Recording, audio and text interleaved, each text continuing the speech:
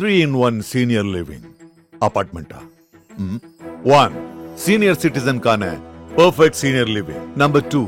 Small investment, big appreciation. 3. உங்க பசங்களுக்கு ஃபியூச்சர்ல நல்ல ரெண்டல் இன்கம் தரப்போற property. Step stone Aalam in Pollachi near Kovai. அடுத்தடுத்த தப்பதான் பயணத்தை தொடங்க ஆரம்பிச்சிட்டார். அதிமுகவோட கூட்டணி இல்லைன்னு இன்னைக்கு சொல்லிட்டார். இப்போதைக்கு கூட்டணி இல்லைன்ட்டார். அப்போ இது எடப்பாடிக்கான பெரிய நெருக்கடி. முகத்தில் அதிமுக முகத்தில் கரியள்ளி பூசி இருக்கிறார் விஜய். ஆரம்பத்துல இருந்து விஜய் கூட்டணிக்கான எந்த ஒரு இடத்துலயுமே விஜய் தன்னை முன்னிறுத்தி தன்னோட அரசியல் இயக்கத்தை மட்டும்தான் விஜய் பேசியிருக்காருங்கிறது தான். எந்த அடிப்படையில் அவர் பிள்ளையார் சொல்லி போட்டாச்சுன்னு நீங்க சொன்னீங்க. நான் கேட்கறேன், ஒரு பிரச்சனையில மாட்டிட்டா விஜய் கூட்டணியை தேடுவார் அப்படிங்கிற ஒரு மனநிலைக்குள்ள அந்த கட்சிகள் போனதுக்கு இன்னைக்கு நிர்மல்குமார் பேசினதோ அடுத்து பொதுக்குள்ள அவங்க எடுக்க போற தீர்மானங்களோ பெரிய ரொம்ப பின்னடைவு எடப்பாடிக்கு. மிகப்பெரிய பின்னடைவுங்க, மிகப்பெரிய பின்னடைவு. பிள்ளையார் சொல்லி யார் சொன்னா கேட்குறாரு. கூட்டணியை பொறுத்த வரைக்கும் 2 மாதம் முன்னால் அந்த ஸ்டாண்டு தான், அவ்வளோதான், முடிச்சு போச்சு. அதிமுக பிஜேபி கூட்டணி ஆல்ரெடி ஜெல் ஆகல. ஏப்ரல் 11 6 மாதத்துக்கு முன்னால் அவர் சொல்லும்பொழுது கூட்டணியில் 2 கட்சி தான் இருந்தது. இப்போ கூட்டணியில் இருந்தவங்களும் இல்லை. டிடிவி தினகரனும் ஓபிஎஸும் இன்னைக்கு இல்லை. அன்னைக்கு இருந்தவங்களும் இல்லை, புதுசாக யாரும் இல்லை. இந்த அலையன்ஸ் வச்சு என்ன எலெக்ஷன் பேசணும்? திமுக எதிர்க்க தான் செய்யும். அது ஆளுங்கட்சி அதிகாரம் கையை விட்டு போகுதுன்னா அவங்க எதிர்க்க தான் செய்வாங்க. நீங்கள் என்ன செய்ய போகிறீங்க? உங்கள் அரசியல் என்ன? அடுத்த கட்டத்தில் எங்கே போய் நிற்க போகிறீங்க? சரி, ஏடிஎம்கே அலையன்ஸ் வேணான்னு சொல்லிட்டீங்க, அடுத்து என்ன பண்ண போகிறீங்க? தனியாக உங்களால் தேர்தலில் நிற்க முடியுமா? சரி, வேணான்னு சொல்லியாச்சு. தனியாக போய் நிற்க போகிறதுன்னு முடிவு பண்ணிங்கன்னா உங்கள் முதல்ல கட்சிக்காரன் ஒத்துப்பானா? இந்த சிக்கல் தான் விஜயகாந்துக்கு வந்தது. தனியாக நிற்கிறது 2016 முடிவு பண்ணப்போ கட்சிக்காரனே ஒத்துக்கல. இல்லைங்க, இதெல்லாம் சீக்கிரமாக அடங்கிடும். செல்ல பிறந்த பேச்செல்லாம் நீங்கள் ஒன்றும் பெருசாக சீரியஸாக எடுத்துக்கோனா. காங்கிரஸ் திமுக கூட்டணியில் எந்த பிரச்சனையும் இருக்காது. இந்த மேலே அவங்க ஸ்ட்ராங்காக இருக்காங்க. அவங்களுக்கு 10 எம்பி வேணும். திமுகவோட 32 எம்பிஸு பார்லிமெண்ட்டில் மோடி எதிர்க்கிறதுக்கு அவங்களுக்கு வேணும். அதனால் காங்கிரஸ் டிஎம்கே அலையன்ஸில் இதெல்லாம் சின்ன சின்ன சஞ்சலங்கள் இதெல்லாம் ஆட்டோமேட்டிக்காக சரியாகிடும். அல்லது டெல்லி தலைமை கூப்பிட்டு பேஸ்ட்டுன்னா ஆஃப் பண்ணுவாங்க. இதாங்க அதிகாரம் குடும்பத்துக்குள்ளேயே இருக்கணும்னு பார்க்குறாரு. யார் ஜெயித்தாலும் குடும்பத்துக்கு லாபம். மகன் ஜெயித்தாலும் குடும்பத்துக்கு லாபம், மக ஜெயித்தாலும் குடும்பத்துக்கு லாபம். மகனும் சம்மந்தி வேறு. இது என்ன ஒரு கட்சியாக? இது அவலமாக இல்லையா இவங்களுக்கு? என் குடும்பத்துலேருந்து யாராவது வந்தால் சவுக்கால் அடிங்க மரத்தில் கட்டினார். தொடர்ந்து அதுதான் அவர் செஞ்சுட்டு இருக்காரு. மகனை கொண்டு வந்தார், மருமகளை கொண்டு வந்தார், பேரனை கொண்டு வந்தார், இன்னைக்கு மக்களை கொண்டு வந்து.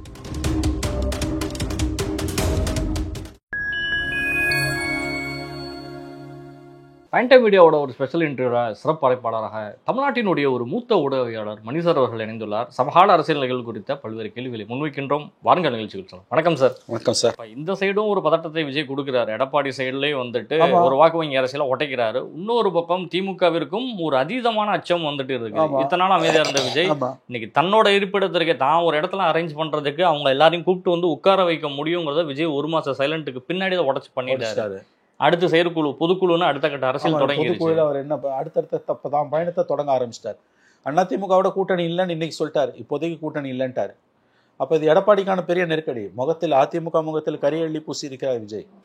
இப்போ இவங்க என்ன பாலிடிக்ஸ் பண்ணுவாங்க நான் கேட்குறேன். ஏடிஎம்கே இதுக்கு தான் அன்னைக்கு பேசியிருக்க கூடாதுன்றது. நீங்கள் மட்டும் தொடர்ந்து பேசுகிறீங்க. அவர் திடீர்னு அவருடைய டெம்பர்மெண்ட்டு தெரியும். குறைஞ்சபட்சம் புரிதலுக்கும் அதை பேசியிருக்க மாட்டான். ஒரு ஜெயலலிதா இருந்தால் பேசியிருக்க மாட்டாங்க. அவர் எந்த பக்கம் வேணால் புரட்டிப்பாருன்னு தெரியும். அவர் ஒரு நம்பி மண் குதிராது. நான் இந்த பக்கம் திரும்பி நான் பிள்ளையார் சொல்லி போட்டாச்சுன்னா என்ன அர்த்தம்? இன்றைக்கி அவர் இல்லைன்ட்டாரு. உங்களுக்கு அசிங்கமாக இல்லையா? தமிழ்நாட்டை 30 வருஷம் ஆண்ட கட்சி, 54 ஆண்டு கால 53 ஆண்டு கால பாரம்பரியமிக்க கட்சி, எதுக்கு இந்த நெருக்கடியான நிலை? அவலமா இல்லையா? அதிகமான ஒரு நம்பிக்கை எடப்பாடி எது கொடுத்தீங்க? அவர் இப்படிலாம் பேசுவார்னு உங்களுக்கு தெரியாதா? ஒரு சராசரி அரசியல் புரிதல் இருக்கவங்க கூட இப்படி பேச மாட்டான்ல. இதோ பிள்ளையார் சொல்லி போட்டாச்சுன்னு இதை வச்சுட்டார்ல. இப்ப ஆரம்பத்துல இருந்து விஜய் கூட்டணிக்கான எந்த ஒரு இடத்துலயுமே விஜய் தன்னை முன்னிறுத்தி தன்னோட அரசியல் இயக்கத்தை மட்டும்தான் விஜய் பேசியிருக்காருங்கிறது தான். எந்த அடிப்படையில் அவர் பிள்ளையார் சொல்லி போட்டாச்சுன்னு நீங்க சொன்னீங்க. நான் கேட்கறேன், ஒரு பிரச்சனையில மாட்டிட்டா விஜய் கூட்டணியை தேடுவார் அப்படிங்கிற ஒரு மனநிலைக்குள்ள அந்த கட்சிகள் போனதுக்கு இன்னைக்கு நிர்மல்குமார் பேசினதோ அடுத்து பொதுக்குள்ள அவங்க எடுக்க போற தீர்மானங்களோ பெரிய ரொம்ப பின்னடைவு. எடப்பாடிக்கு மிகப்பெரிய பின்னடைவுங்க, மிகப்பெரிய பின்னடைவு. பிள்ளையார் சொல்லி யார் சொன்னா கேட்குறாரு. கூட்டணியை பொறுத்த வரைக்கும் 2 மாதம் முன்னால் அந்த ஸ்டாண்டு தான், அவ்வளோதான், முடிச்சு போச்சு. ஏன் எடப்பாடி போய் இப்படிப்பட்ட தவறுகளை செய்கிறாருன்னு எனக்கு புரியல. பலவீனமாக கூட இருக்கலாம், பலவீனத்தை காட்டிக்கொள்ளக்கூடாது. அதையும் இவங்க பேசுவார்கள்ங்கிறதையும் எடப்பாடி எக்ஸ்பெக்ட் பண்ணாத பேசுமாறு விஜய் இப்படி பேச வாய்ப்பு இருக்கு. எக்ஸ்பெக்டேஷன் ஏன் அவருக்கு இல்லை? அவரோட அனுபவத்தில் எங்கே கோட்டை விட்டார் எடப்பாடி?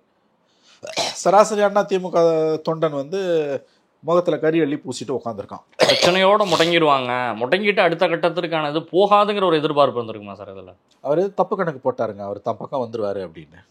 அப்படி பரமாய் தெரியல. ஏன்னா இன்னைக்கு இவ்வளோ தூரம் பேசிட்டு நாளைக்கு அலையன்ஸ் வந்தால் கூட அது விளங்காது.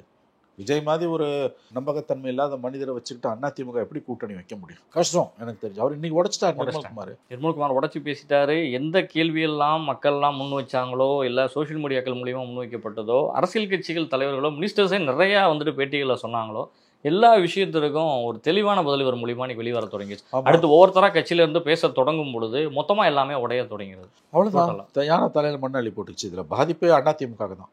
பார்லிமெண்ட் எலெக்ஷன் அப்போ மெகா கூட்டணி வரும்னாரு. பார்லிமெண்ட் எலெக்ஷன் முடிஞ்சோடனே இப்போ இந்த தன்னுடைய தேர்தல் பிரச்சாரத்தில் அதிமுக, காங்கிரஸ், விசிகா, கம்யூனிஸ்டெல்லாம் வரும்னாரு. கட்சியில் விஜய் வருவார்னாரு. விஜயும் வரல. இப்போ தனிமரமாக நிற்குது அதிமுக. பிஜேபி கூட்டணி ஆல்ரெடி ஜெல் ஆகல. ஏப்ரல் 11 6 மாதத்துக்கு முன்னால் அவர் சொல்லும்பொழுது கூட்டணியில் 2 கட்சி தான் இருந்தது. இப்போ கூட்டணியில் இருந்தவங்களும் இல்லை. டிடிவி தினகரனும் ஓபிஎஸும் இன்றைக்கி இல்லை. அன்றைக்கி இருந்தவங்களும் இல்லை. புதுசாக யாரும் இல்லை.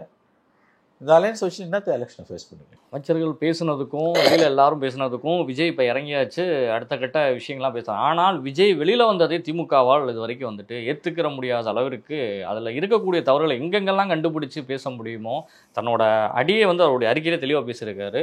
நிதானமாகவும் கரெக்டாகவும் தான் என்னோட ஒவ்வொரு அடியும் அடுத்த ஸ்டெப்லாம் எடுத்து நாங்கள் வைப்போம் அப்படிங்கிறத ரொம்ப தெளிவாக வந்து சுட்டி காட்டியிருக்காரு விஜய். அதெல்லாம் கரெக்டு தான். அடுத்து என்ன பண்ண போகிறாரு? திமுக எதிர்க்க தான் செய்யும். அது ஆளுங்கட்சி அதிகாரம் கையை விட்டு போகுதுன்னா அவங்க எதிர்க்க தான் செய்வாங்க. நீங்கள் என்ன செய்ய போகிறீங்க? உங்கள் அரசியல் என்ன? அடுத்த கட்டத்தில் எங்கே போய் நிற்க போகிறீங்க? இப்போ சரி, ஏடிஎம்கே அலையன்ஸ் வேணான்னு சொல்லிட்டீங்க. அடுத்து என்ன பண்ண போகிறீங்க? தனியாக உங்களால் வந்து தேர்தலில் நிற்க முடியுமா? சரி, வேணான்னு சொல்லியாச்சு. தனியாக போய் நிற்க போகிறதுன்னு முடிவு பண்ணிங்கன்னா உங்கள் முதல்ல கட்சிக்காரன் ஒத்துப்பானா? இந்த சிக்கல் தான் விஜயகாந்துக்கு வந்தது. தனியாக நிற்கிறதுன்னு 2016 முடிவு பண்ணப்போ கட்சிக்காரனே ஒத்துக்கல. ஆல்ரெடி அதுக்கு முன்னால் திமுகவோட கூட்டணி பேச்சுவார்த்தை போயிட்டு இருக்கும்போது பழம் நழுவி பாலில் விழுகுதுன்னு கருணாநிதி சொன்ன பிறகு அங்கே ஒர்க் பண்ண ஆரம்பிச்சிட்டான். கடைசி கட்டத்தில் என்னாச்சு?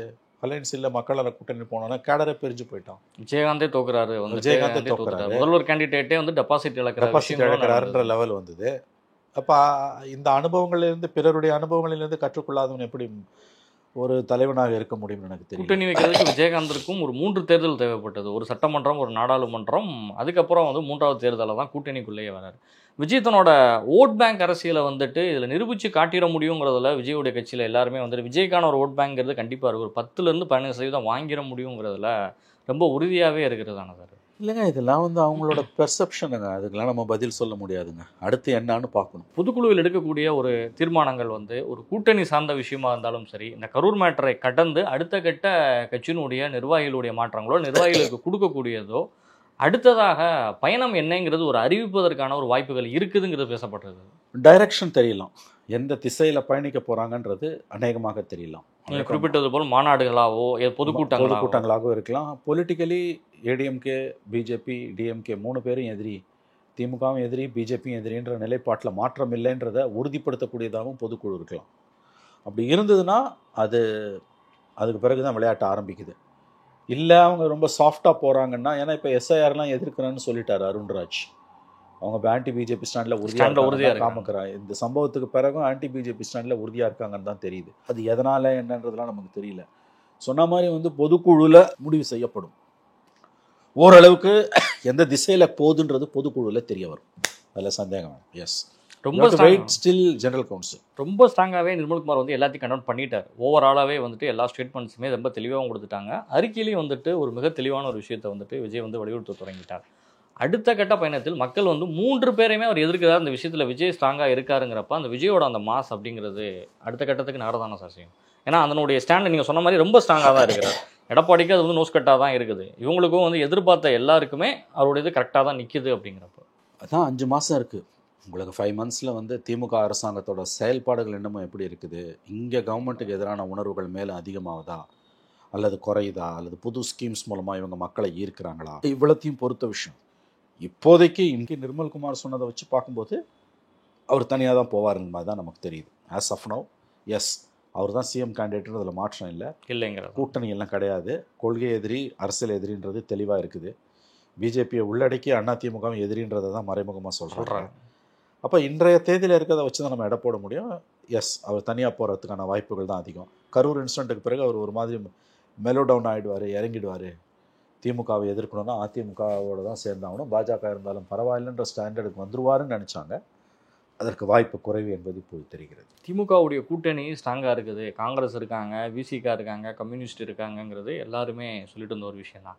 செல்வ பிறந்தையோட சமீப சம்பரபாக்கம் பிரச்சனையில் வந்து ஒவ்வொரு விஷயமா செல்வ பிறந்தையோடைய பேட்டிகள் வந்துட்டு திமுகவுக்கு ஒரு செக் வைக்கிற மாதிரி ஒரு பேச்சுகளும், கூட்டணியில் உள்ளவங்க திரும்ப வந்துட்டு தங்களோட ஸ்டாண்ட் என்னங்கிறத காட்டுற மாதிரி ஒரு சூழ்நிலை ஏற்பட்டிருக்கு. இப்போ இல்லைங்க, இதெல்லாம் சீக்கிரமாக அடங்கிடும்.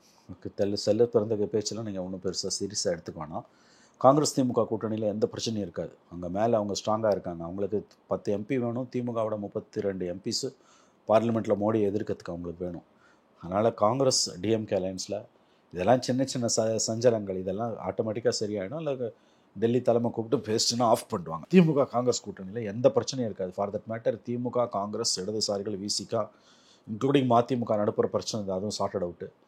விஜய் வெளியில் வந்ததுனால வந்து எல்லாரும் மறுபடியும் ஒன்று சேர்ந்துருவாங்க. ஒரு சின்ன சலனம் திமுகவை விட்டு விலகலாம் அல்லது மிரட்டி பார்க்கலாம், கூடுதல் சீட்டு கேட்டு அழுத்தம் கொடுக்கலாம்னு நினச்சவங்க கூட இன்றைக்கி அந்த பாதையிலேருந்து மாறி மறுபடியும் டிஎம்கேவோட தான் இணக்கமாக போயிடுவாங்க. அவங்க அலைன்ஸ் இன்டாக்ட். அதில் புதுசாக கட்சிகள் சேரலாமே வழி அதுலேருந்து வெளியில் வர வாய்ப்பு கிடையாது. அப்படி தான் நான் பார்க்குறேன். பாட்டாளி மக்கள் கட்சி வந்து ஏற்கனவே 2ஆக உடஞ்சு அன்புமணி ஒரு போக்குலையும் அவர் ஒரு போக்குலையும் இருக்காரு. தேர்தல் ஆணையம் கொடுத்தது அன்புமணி தான் அப்படிங்கிறது தான் கட்சின்னு போயிட்டு இருக்கு. ஆனால் இப்போ கொண்டு வந்து மகளை கொண்டு வந்து கட்சியினுடைய ஒரு போஸ்டிங்கில் கொண்டு வந்து உட்கார வைக்கிறார் ராமதாஸ். எப்படி பாருங்க? அதாங்க, அதிகாரம் குடும்பத்துக்குள்ளேயே இருக்கணும்னு பார்க்குறாரு. யார் ஜெயித்தாலும் குடும்பத்துக்கு லாபம். மகன் ஜெயித்தாலும் குடும்பத்துக்கு லாபம், மக ஜெயித்தாலும் குடும்பத்துக்கு லாபம். மகனும் சம்மந்தி வேறு. இது என்ன ஒரு கட்சியாக? இது அவலமாக இல்லையா இவங்களுக்கு? என் குடும்பத்துலேருந்து யாராவது வந்தால் சவுக்கால் அடிங்க மரத்தில் கட்டினார். தொடர்ந்து அதுதானே அவர் செஞ்சுக்கிட்டு இருக்காரு. மகனை கொண்டு வந்தார், மருமகளை கொண்டு வந்தார், பேரனை கொண்டு வந்தார், இன்றைக்கி மகளை கொண்டு வந்துரு. மகனாவது வந்து 20 வருஷம் மேலே ஆகுதுங்க. இன்றைக்கி காந்தியை மகளை கொண்டு வரதுக்கு ஏதாவது ஒரு காரணத்தை அவரை சொல்லுங்கள். ஒரு காரணத்தை சொல்லுங்கள். அப்பட்டமான குடும்ப அரசியல், வாரிசு அரசியல் தான் ராமதாஸ் பண்ணிகிட்ருக்கார். அவரை நம்பி வந்த இளைஞர்களுக்கு, அவர் நம்பி வந்த உண்மையான தொண்டர்களை வந்து அவர் ஏமாற்றி கொண்டிருக்கிறார். எனக்கு என்னமோ அப்படி தான் தோணுது. இது ரொம்ப அப்பட்டமான வாரிசு அரசியல். அதிகாரம், பணம், எலெக்ஷன்லாம் வருது, வர வேண்டியதெல்லாம் வரும் கட்சிக்கு. குடும்பத்தை விட்டு அதிகாரம் போயிடக்கூடாது என்பதற்காக எந்த எல்லைக்கும் ராமதாஸ் போக துணிஞ்சிட்டாருன்றதோட அர்த்தம் தான் மகளை கொண்டு வந்து, மகனை கொண்டு இருக்க சண்டையில் வேற யாரையாவது கொண்டு வந்து செயல் தலைவராக போடுவாருன்னு பார்த்தா மகளை கொண்டு வந்து போடுறாருன்னா இதை விட ஒரு அவலம் என்ன இருக்க முடியும்? அது ரொம்ப ஸ்ட்ராங்காக இருக்குது. ஆனால் கூட்டணிக்கு வந்து எடப்பாடியும் வந்துன்னு அவருக்கு இன்னமும் வந்து ராமதாஸ் பக்கம் ஒரு காலை வச்சுக்கிட்டே தான் நிற்கிறாங்க. அன்புமணி ரொம்ப ஸ்ட்ராங்காகவே இருக்கார். பாஜக இவங்களுடைய கூட்டி இருக்கிற அந்த 2% ஓட்டேஜ்னால நம்ம சைடு வந்து எடுத்து வச்சுக்கணுங்கிறத ரொம்ப உறுதியாகவே இருக்குது அதிமுக கூட்டணி. விஜய் வரல, ரைட், விஜய் வந்து ஒரு தனிச்சு இருந்தாலும் இந்த கூட்டணியை வலுப்படுத்துறதுக்கு பாமகவுடைய ஓட் பேங்க் எந்த அளவுக்கு வந்துட்டு இருக்கு? இனிமேல் ஒன்றா சேர்ந்தா கூட ஓட் பேங்க் பெரிய அளவில் எரோட அப்பா மகன் சண்டையில் அது சந்தி சிரிக்குது. விஜய் ஃபேக்டரால் பாமக ஓட்டு ஏற்கனவே விஜய்க்கு கணிசமான அளவுக்கு நகர்ந்துடுச்சு. அதனால் இனிமேல் அப்பாவும் பிள்ளையும் ஒன்று சேர்ந்தாலும் ஒன்று சேராட்டியும் அவங்களால அதிமுக பாஜக கூட்டணிக்கு பெரிய அளவில் லாபம் இருக்குமான்னு எனக்கு டவுட்ஃபுல்லாக தான் இருக்குது. குடும்ப சண்டை, தனிப்பட்ட பிரச்சனைகள் அது வந்து கட்சி பிரச்சனையாக மாறிப்போச்சு.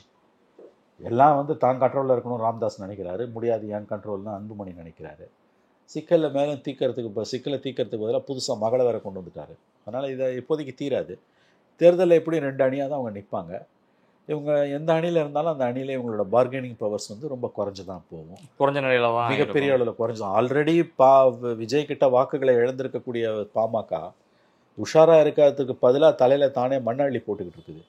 இந்த தேர்தல் வந்து அவங்களுக்கு மிகப்பெரியது ஒரு தோல்வியை பரிசாக கொடுக்கும். நிச்சயமாக சார், உங்களுடைய நேரங்களை ஒதுக்கி ஃபைன் டைம் மீடியாவுடைய பல்வேறு கேள்விகளுக்கு பதில் தந்தமைக்கு நன்றி. நன்றி சார்.